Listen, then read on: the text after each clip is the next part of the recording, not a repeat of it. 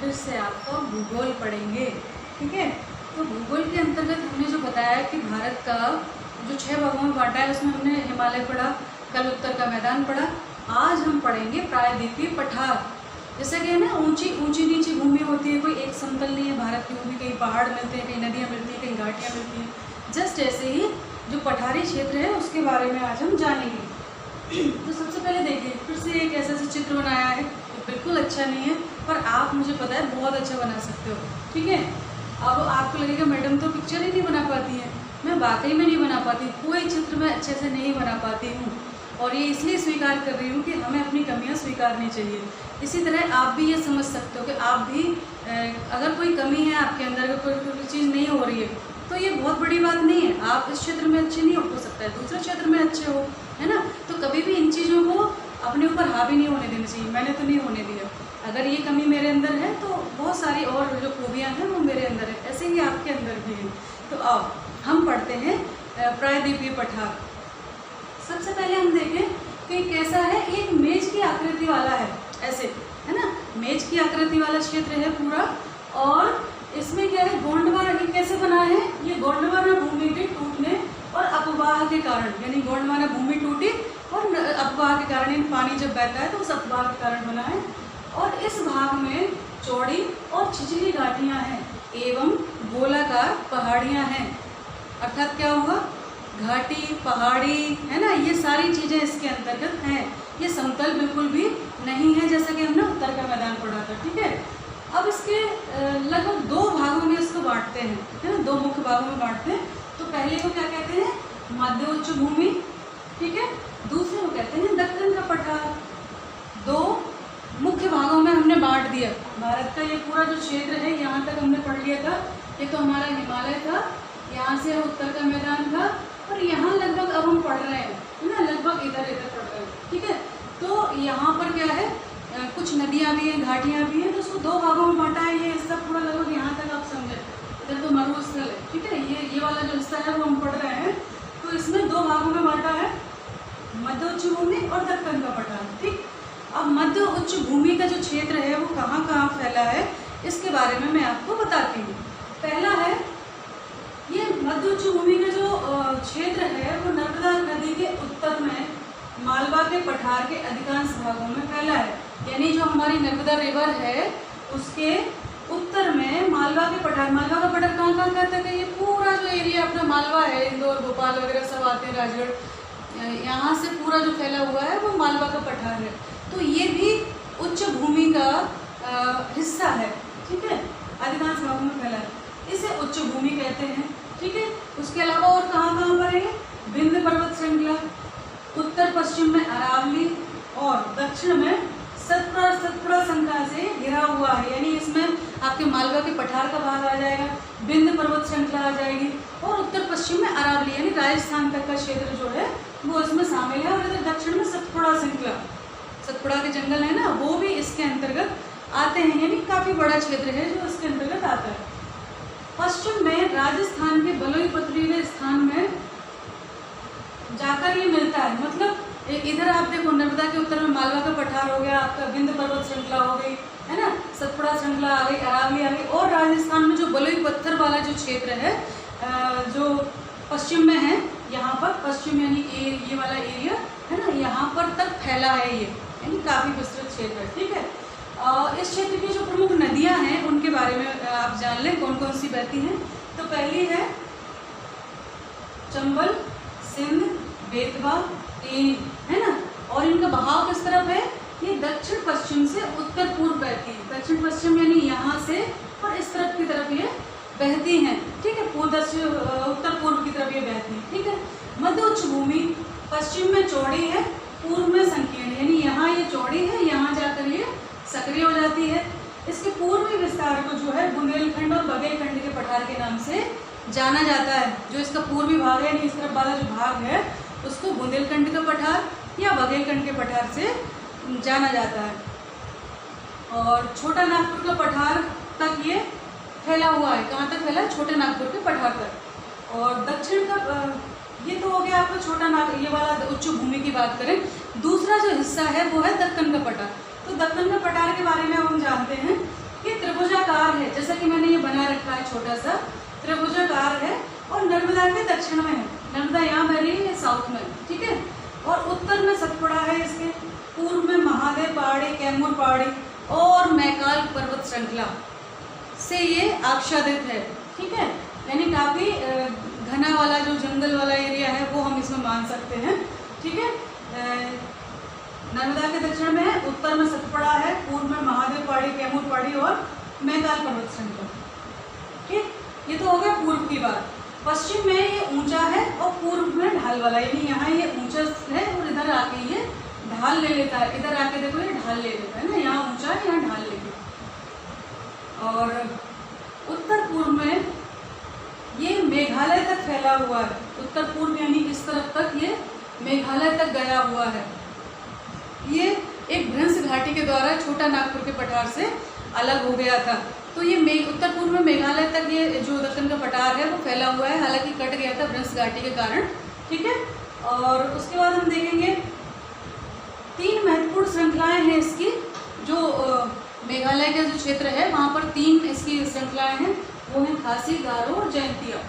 ये आपको बता दूं कि खासी, गारो, जयंतिया जो ये पर्वत श्रृंखलाएं हैं, इन्हीं के नाम से मेघालय में जनजातियां भी पाई जाती हैं, खासी, गारो और जयंतिया, ठीक है। ये हमने पढ़ा। आगे बढ़ते हैं, इसको मिटाना पड़ेगा। तो ये सारी चीज़ें आपको समझने की ज़रूरत है और थोड़ा सा याद भी रखना पड़ेगा। और जब कभी आप भारत घूमने जाओगे तो आपके दिमाग में ये पिक्चर भी होना चाहिए, ये फलानी जगह है, ये कौन से पठार में आती है, ये उच्च भूमि में आती है कि दक्कन के पठार में आती है। ये चीज़ें भी हम जब इस तरह से जाएंगे, पढ़ेंगे, तो बहुत मज़ा आने वाला है। मैं तो करती हूँ, जब भी मैं घूमने जाती हूँ तो मैं देखती हूँ जो मैंने पढ़ा हुआ है उसको उससे कनेक्ट करने की कोशिश करती हूँ, तो बहुत अच्छे से समझ में भी आता है। और जो हम घूम रहे हैं तो उस जगह की और बहुत सारी चीज़ें हमें समझ में आती हैं, ठीक है। तो आगे हम चलेंगे। दक्षिण के पठार में पूर्वी और पश्चिमी हिस्से पर पश्चिमी घाट स्थित है। दक्षिण के पठार के, अगला लिख लो,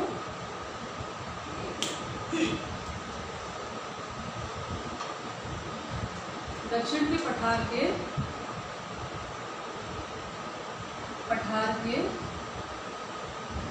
कौन से हिस्से पर?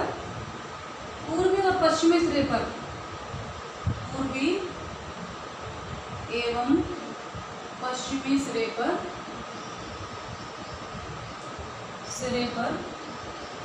क्या स्थित है? यहाँ पर पूर्वी और पश्चिमी घाट है ना, पूर्वी एवं पश्चिमी घाट है, ठीक। तो क्या है यहाँ पर? दक्षिण के पठार के पूर्वी और पश्चिमी सिरे पर पूर्वी और पश्चिमी घाट है। ये पूर्वी और पश्चिमी घाट क्या है, इनके बारे में हम जानेंगे। पश्चिमी घाट जो है पश्चिम के समानांतर स्थित है, यानी यहाँ पर, ठीक है। और पूर्वी घाट जो है, पश्चिमी घाट पश्चिम के तट के समानांतर है, वे सतत है एवं उन्हें केवल दर्रों द्वारा ही, ठीक है। पूर्वी पश्चिमी घाट कहाँ पर है? पश्चिम तट पर है ना, और वे सतत हैं, वो एक जैसे हैं, उनको केवल दर्रों के द्वारा ही पार किया जाता है, ठीक है। चलो लिख लेते हैं इसको। पश्चिमी घाट जो है, पश्चिमी घाट जो है वो पश्चिमी तट के समानांतर है, ये वाला है ना, ये वाला जो हिस्सा है ना पश्चिमी तट, यहाँ अरब सागर है, ठीक। पश्चिमी तट के समानांतर है और इसे केवल दर्रों के द्वारा ही पार किया जा सकता है, केवल दर्रों के द्वारा ही पार किया जा सकता है। यानी ये कहीं ना कहीं ये जो हमारी भौगोलिक बनावट है, ये बाहरी सुरक्षा भी प्रदान करती है। दूसरे देशों के जो घुसपैठ है या आक्रमण है, उससे भी हमारी रक्षा ये लोग करते हैं ना, ये सारी चीज़ें करती हैं भौगोलिक स्थिति, ठीक है। और भारत का पश्चिमी घाट पूर्वी घाट की अपेक्षा कैसा है? ऊंचा है,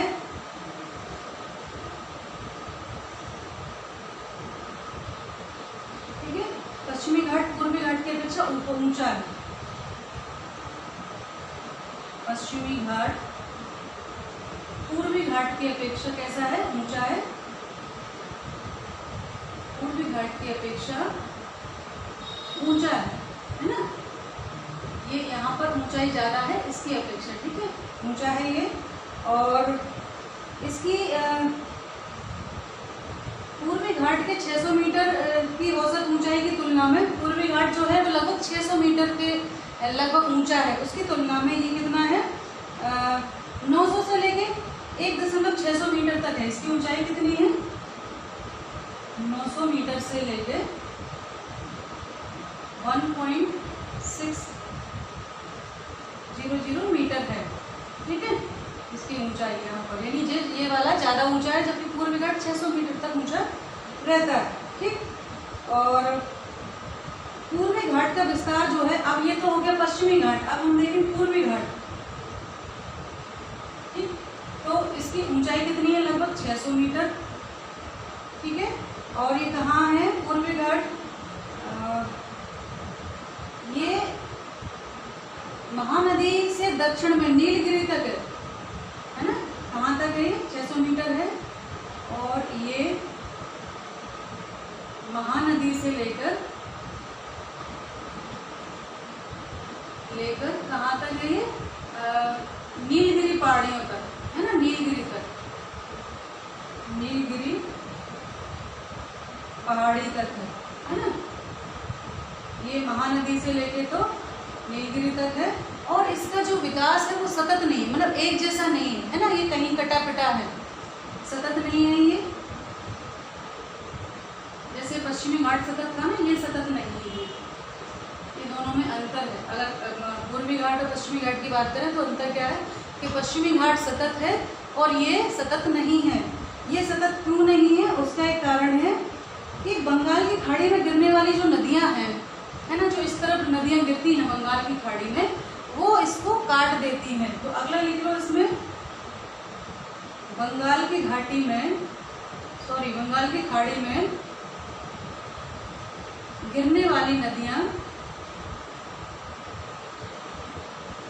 जो है वो इसे काट पीट देती हैं, ठीक है, काट दिया, ठीक है, इसे काट देती है,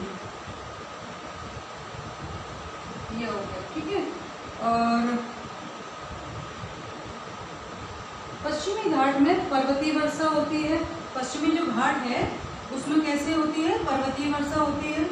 अन्य विशेषता लिख लो, पश्चिमी घाट में पर्वतीय वर्षा होती है, ठीक है,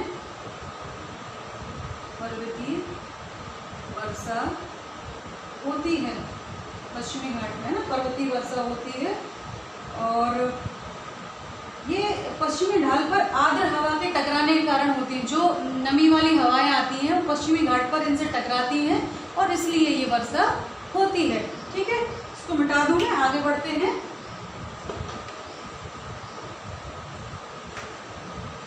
आगे बढ़ते हैं हम।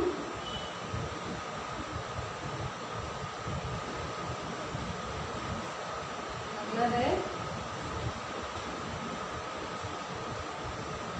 और जो पर्वतीय अपना पश्चिमी घाट है वो विभिन्न नामों से जाना जाता है, ठीक है, उनके स्थानीय नाम जो है बहुत सारे हैं। और जो पश्चिमी घाट है अपना, उसकी जो लंबाई ऊंचाई है वो उत्तर से दक्षिण की ओर बढ़ती है। कैसे, उत्तर से दक्षिण, यानी यहाँ से यहाँ की तरफ, यहाँ जो है ऊंचाई ज़्यादा है, उत्तर से दक्षिण की ओर। एक और लिख लो, पश्चिमी घाट की ऊंचाई, पश्चिमी घाट की ऊंचाई जो है कैसे बढ़ती है, उत्तर से दक्षिण की ओर बढ़ती जाती है ना। जैसे जैसे इधर की तरफ बढ़ेगा वैसे वैसे ऊंचा होता है, ठीक, बढ़ती है। और इस भाग के जो शिखर हैं, यानी जो दक्षिणी भाग के जो शिखर हैं वो बहुत ऊंचे हैं। उनके नाम क्या क्या हैं वो देखो आप, जैसे अनाईमुड़ी, इस भाग के पर्वत शिखर ऊंचे हैं, ठीक है, ये ऊंचे हैं। और इनको अपन देखें कितनी कितनी इसकी हाइट है, तो इसकी हाइट है करीब इसकी हाइट है, अनाईमुड़ी है 2.695 मीटर। अनाईमुड़ी इसको अपन ऐसे समझ लें, ठीक है। अनाईमुड़ी। दूसरा कौन सा है? दूसरा है डोडा बेटा, डोडा बेटा, ठीक है, क्या होता है ये। और तीसरा जो है वो है महेंद्रगिरी, महेंद्रगिरी शिखर, महेंद्रगिरी शिखर, ठीक है। अब इनकी ऊंचाई देखो कितनी कितनी है। तो महेंद्रगिरी जो है वो तो है 1500, है ना, 1500 मीटर है ये। जो दूसरा है अपना अनाईमुड़ी है वो है 2.695 मीटर है ये, ठीक है। और जो दूसरा है एक और वो है डोडा बेटा है 2.633 मीटर। तो ये इनके ऊंचे ऊंचे जो है शिखर हैं दक्षिणी भाग में, पश्चिम घाट के दक्षिणी भाग में बहुत ऊंचे ऊंचे जो है शिखर हैं, ठीक है। और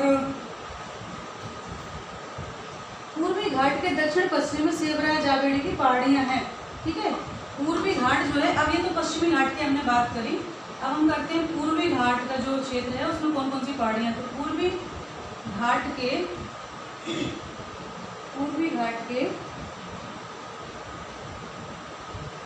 ये पूर्वी घाट के क्षेत्र है ना,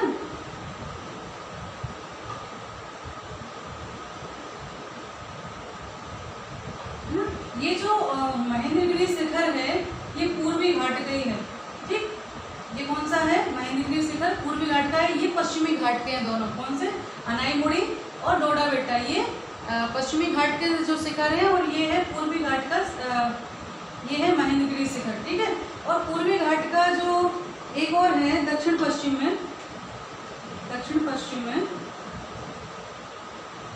क्या है? सेवराय की पहाड़ी है, सेवराय और जावेड़ी की, सेवराय एवं जावेड़ी की पहाड़ी है, ठीक। तो ये पूर्वी घाट के शिखर हो गए। ये महेंद्रगिरी जो शिखर है वो पूर्वी घाट का है, ये पश्चिमी के थे। और पूर्वी घाट का दक्षिण पश्चिम में सेवराय की पहाड़ी है और जावेड़ी की पहाड़ी है, ठीक। अगला हम चलते हैं, इसका एक और है यहाँ पर ऊटी और कोडाईकनाल, यहाँ के हिल स्टेशन आप मान सकते हो इस क्षेत्र के, ठीक है। अगला हम चलते हैं, इसकी और क्या क्या विशेषता है। तो ये पूर्वी घाट जो है, प्रायद्वीपीय पठार जो है, पूरा क्षेत्र प्रायद्वीपीय पठार जिसमें पूर्वी पश्चिमी घाट ये सारी चीजें आ जाती है।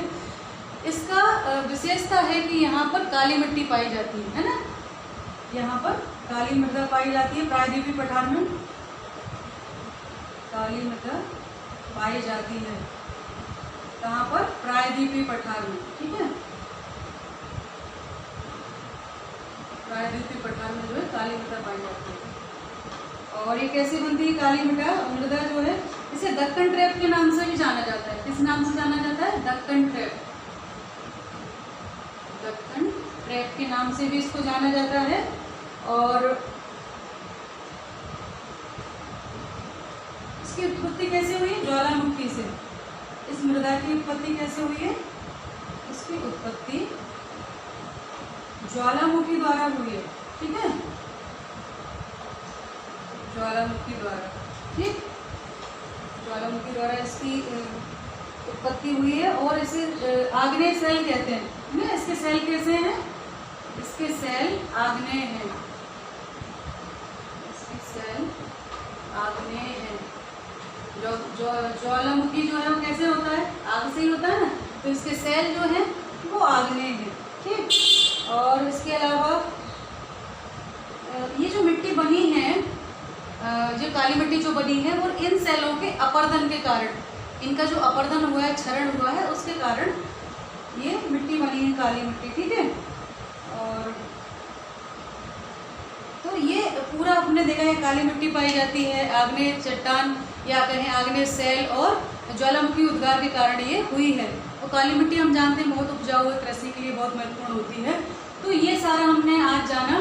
कल जो है इसका दूसरा भाग में लेकर आऊँगी, मरुस्थल, भारतीय मरुस्थल। मरुस्थल कहाँ है?